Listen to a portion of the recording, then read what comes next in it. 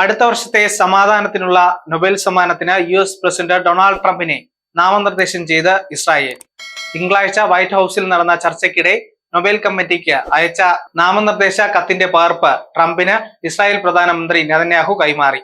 സമാധാനം കെട്ടിപ്പടുക്കുന്നതിൽ ട്രംപ് വഹിച്ച വലിയ പങ്കിനെ തുടർന്നാണ് തീരുമാനമെന്ന് നെതന്യാഹു പറഞ്ഞു.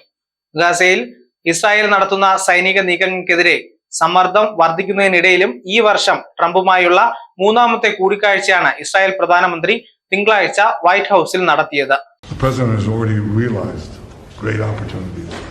He forged the Abraham Accords. He's forging peace as we speak in one country and one region after the other.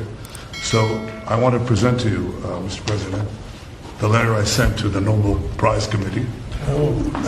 It's nominating you for the Peace Prize, which is well deserved, and you should get it. Thank you very much. This I didn't know. Wow. Thank you very much.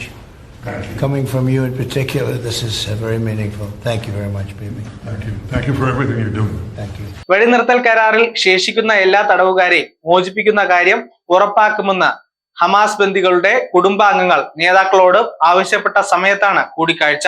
ഇസ്രായേലും ഹമാസും തമ്മിൽ സമാധാന കരാർ ഉണ്ടാക്കാൻ Trump മാസങ്ങളായി ശ്രമിച്ചുകൊണ്ടിരിക്കുകയായിരുന്നു. നേരത്തെ പാകിസ്ഥാനും Donald ട്രംപിനെ സമാധാന നൊബേൽ സമ്മാനത്തിന് നാമനിർദ്ദേശം ചെയ്യുമെന്ന് പ്രഖ്യാപിച്ചിരുന്നു. News desk zag news. നേരിന്റെ വാർത്തകൾ നിങ്ങളുടെ വിരൽത്തുമ്പിലെത്താനായി സാഗ് ന്യൂസ് ചാനൽ സബ്സ്ക്രൈബ് ചെയ്തും ഷെയർ ചെയ്തും ഒരു ശരിയായ മാധ്യമ നിലപാടിനൊപ്പം നിൽക്കാൻ ഞങ്ങൾ നിങ്ങളെ ക്ഷണിക്കുന്നു.